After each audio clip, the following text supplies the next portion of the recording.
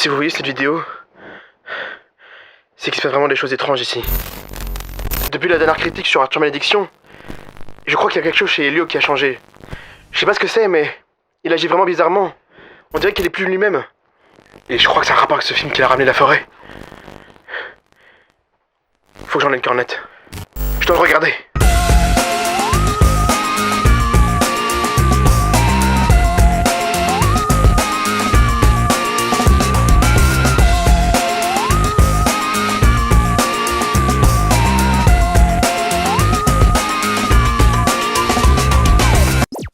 Salut à tous, nouveau film aujourd'hui et mazette, quel film! Si vous regardez cette chaîne, c'est sûrement parce que vous appréciez le cinéma, ou juste que vous aimez me voir souffrir à votre place devant ces étrons. Et c'est votre droit, cela fait juste de vous d'horribles êtres humains.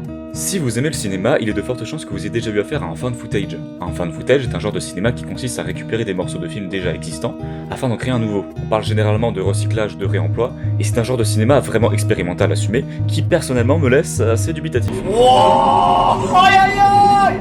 C'est quoi cette merde? Une autre définition qu'on donne à ce genre, et cette fois-ci plus connue, c'est celle du fantastique, où l'on fait croire au spectateur le réemploi d'images d'archives, mais cette fois-ci en réalité complètement fictive. Le but de ce genre est de faire croire de vraies images déterrées et remontées, afin de donner l'illusion de voir un film réel et sans trucage. On peut parler plus généralement de documentaire ou de mockumentaire, même si généralement cela concerne plus la parodie. Dans tous les cas, le but initial reste le même, faire passer une fiction pour une réalité. Parmi les grands films du genre, on va retrouver généralement des films d'horreur, pas chers à produire, et des petites bombes au box-office. Paranormal Activity, Rec, VHS, Close Encounters et plein d'autres, même récemment avec Incantation, le fan footage a su se démocratiser et est aujourd'hui devenu bien plus qu'un sous-genre. Tous ces films ont un même dénominateur commun, ils s'inspirent tous du même modèle, celui qui a démocratisé le genre sur grand écran et l'a popularisé dans le monde entier, bien que ce ne soit pas le premier film de ce genre. Je parle d'un des films d'horreur les plus traumatisants jamais créés, le projet Blair Witch. Tout a commencé dans les années 90 sur internet avec une histoire de disparition liée à une légende urbaine. On a des avis de recherche, des interviews et très vite le phénomène prend de l'ampleur jusqu'au jour où l'on annonce avoir retrouvé les vidéos de ces personnes disparues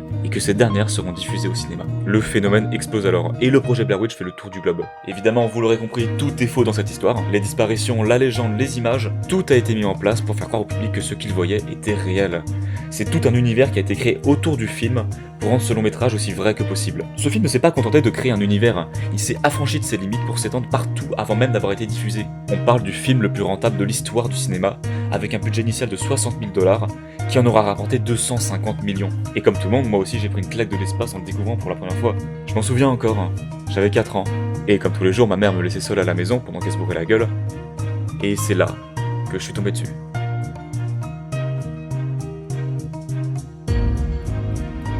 Je savais pas trop à quoi m'attendre. Et puis...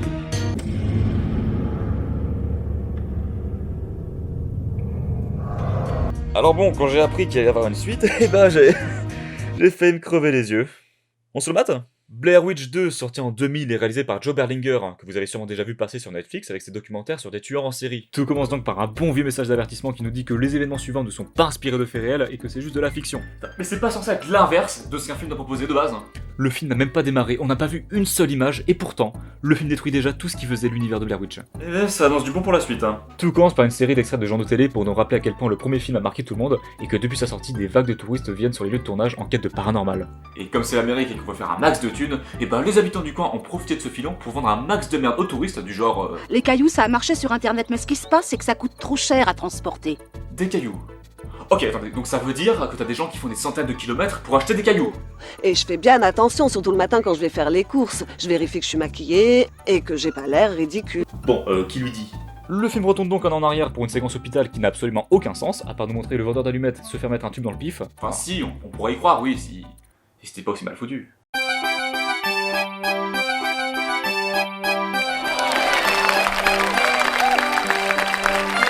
J'ai déjà vu dans un film, oui. Puis retour en 1999 avec un super générique avec du Marilyn Manson. Alors, ça peut paraître anodin vu comme ça, hein, mais je peux vous garantir, hein, en tant que professionnel du cinéma, hein, que ça veut dire qu'on aura affaire à un film qui n'a pas de logique, pas d'ambition, et qui a pour seul but de satisfaire des ados en quête de sensation. Voilà, c'est tout. On découvre alors notre bande de héros bien clichés comme on les aime, des chasseurs de fantômes qui veulent résoudre le mystère de Blair. Encore un qui a trouvé Ghostbusters. Comme quoi, des fois, un film, ça peut faire des... Allez, ferme ta gueule! Mais bon, vous savez, pour une fois, je me dis que peut-être qu'on aura des persos attachants et originaux, et pas juste débiles et clichés. Tout ça, c'est à cause d'un malentendu. On célèbre la nature, pas le mal. Pourquoi faut que je parle toujours trop vite, moi? Y'a plus rien. Et attendez, parce que elle, c'est pas la pire, non, non. Car pour un bon film d'horreur de merde pour puceau, il nous faut Kim, la gothique du groupe. Et comme toutes les gothiques, évidemment, elle aime dormir dans les cimetières, sur des tombes et se droguer en pensant à la mort. Putain, on dirait un reportage sur M6.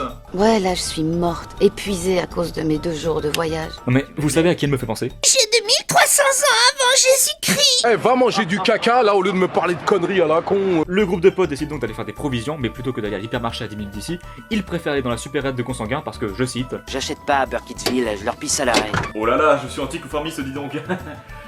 Encore un casse-gueule à connaître le goût des feutres. Dans quel siècle est-ce qu'ils vivent? Ben, ils sont un peu trop reproduits entre eux. Bah. Ça fait qu'ils sont un peu débiles, quoi. alors, je veux bien admettre que dans cette boutique, il y a sûrement eu quelques croisements généalogiques. Bah. Mais ce type là, il est juste stone.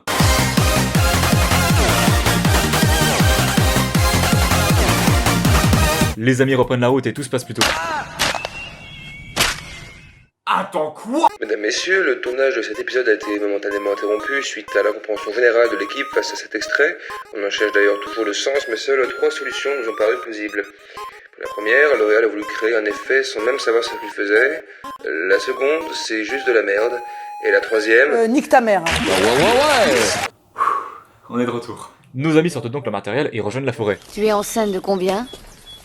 De quoi tu parles? Du bébé? Combien de semaines? 6? Et toi, tu ne veux pas le garder? Non. Mais Stephen veut ce bébé. Oui. Comment tu le sais? J'en sais rien. Sale pute. Waouh, ça c'est de l'écriture. Après une autre scène sans aucun sens où des gens meurent de façon pas du tout réaliste, on retrouve Erika.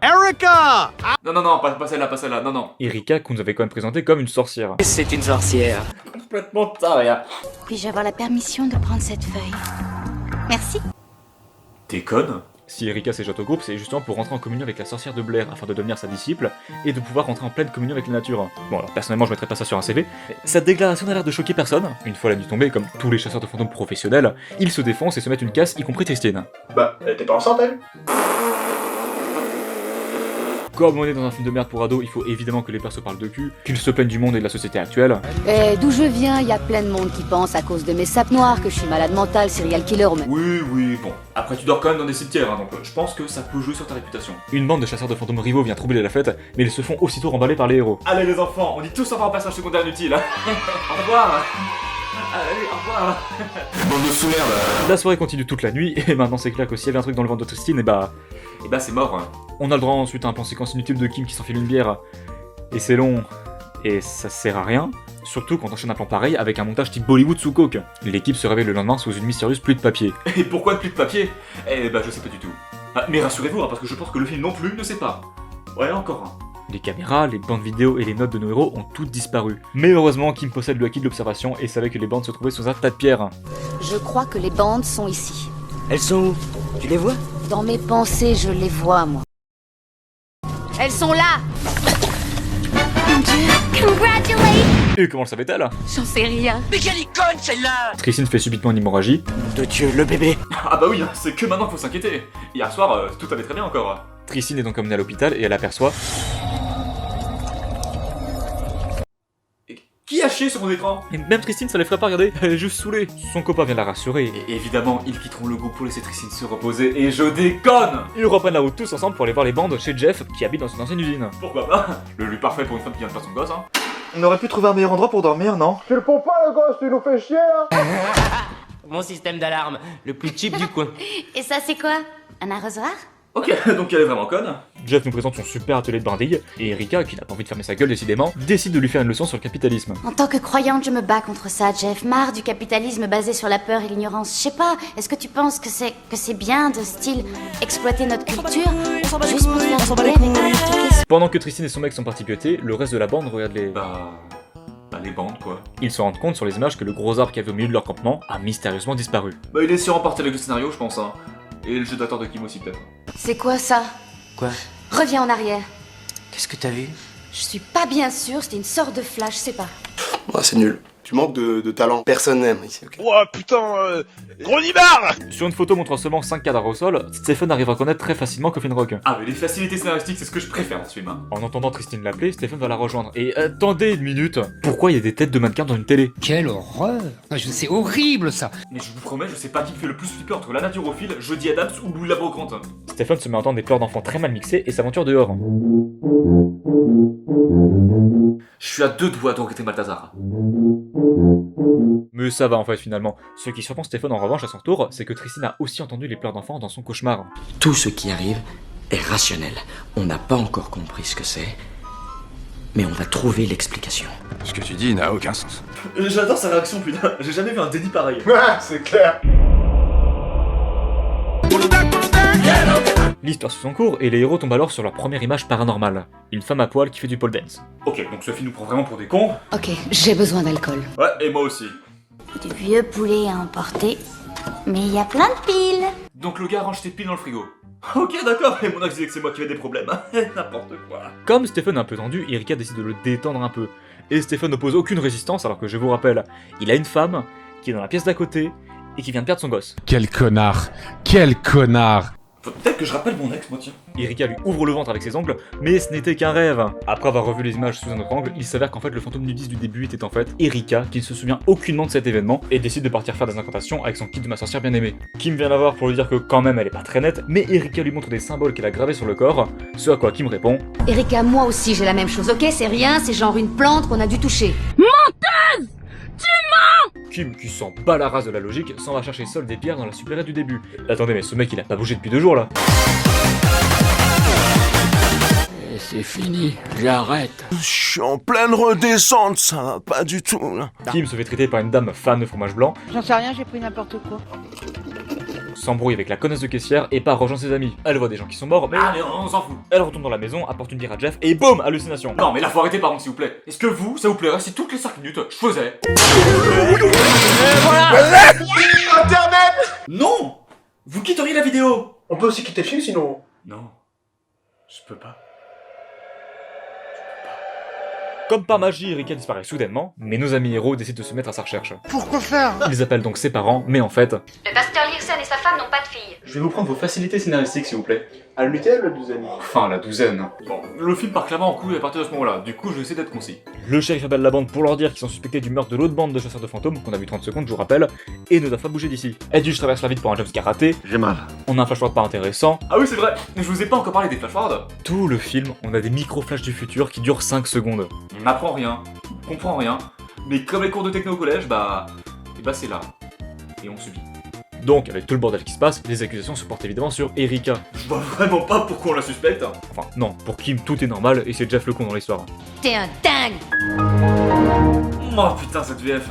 On a de nouveau un flash-forward qui nous sert juste à montrer que le shérif est un gros connard. Enlève-moi toute cette merde que t'as sur la gueule. Mais quel connard. Retour en 1999. Tristan et Steven sont les seuls à avoir dansé Erika à poil dehors et oh Ils ont voulu faire un clin d'œil à Evil Dead. Sauf qu'Evil Dead c'était un bon film. Jamais on aurait fait ça nous. Stephen va donc voir Erika tout seul parce que...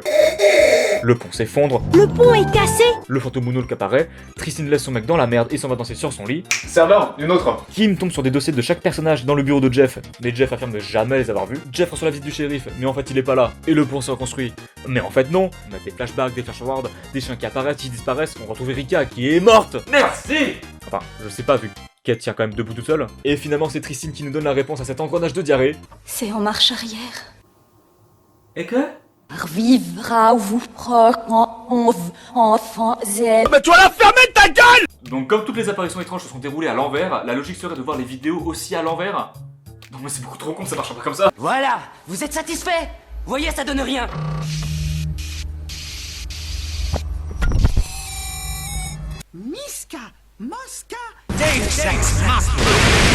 On apprend donc que durant cette nuit, ce sont les héros qui ont détruit les notes et caché les bandes, et que c'est Tristan qui a tout manigancé. Et à présent, mesdames et messieurs, je vous laisse avec la scène avec le jeu d'acteur le plus pété que ce film est à proposer.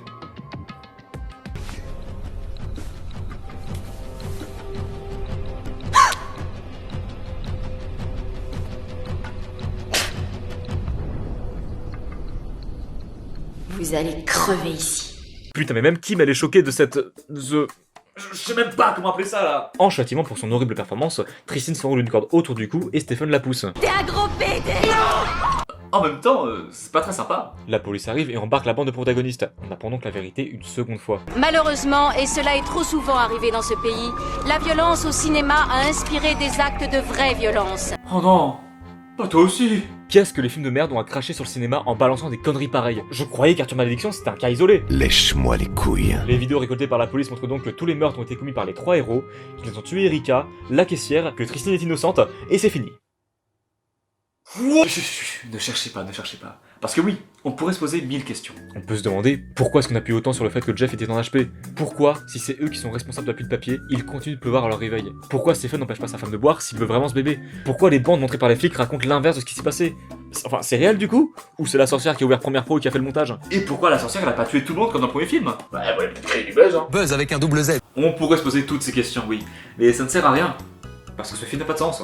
On sait pas vraiment où le film veut nous emmener avec tous ces flashbacks et flash-forward. Tantôt on est sur du policier, puis du paranormal, puis en fait non, c'est du psychologique.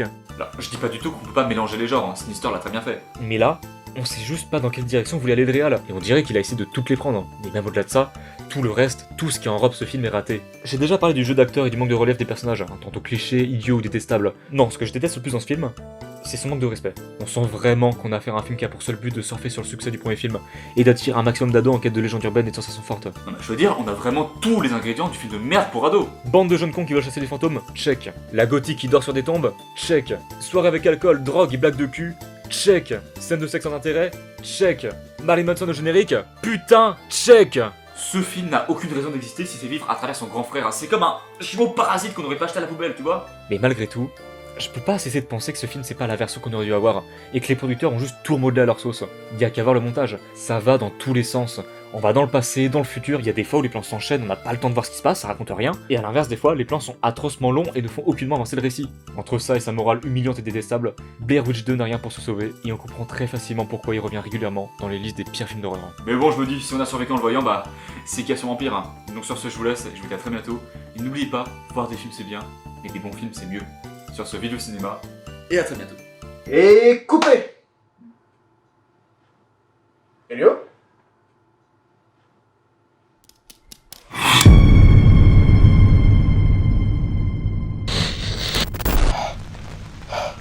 Où est-ce que je suis? Putain, j'aime pas cet endroit.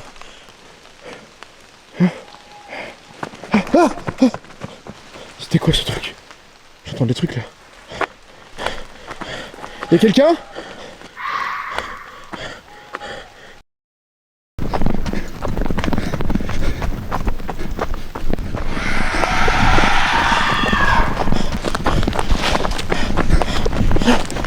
Une cabane.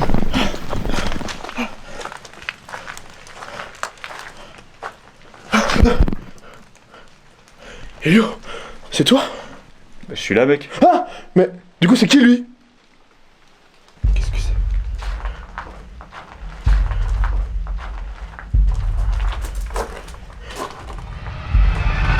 Ah, je suis de retour!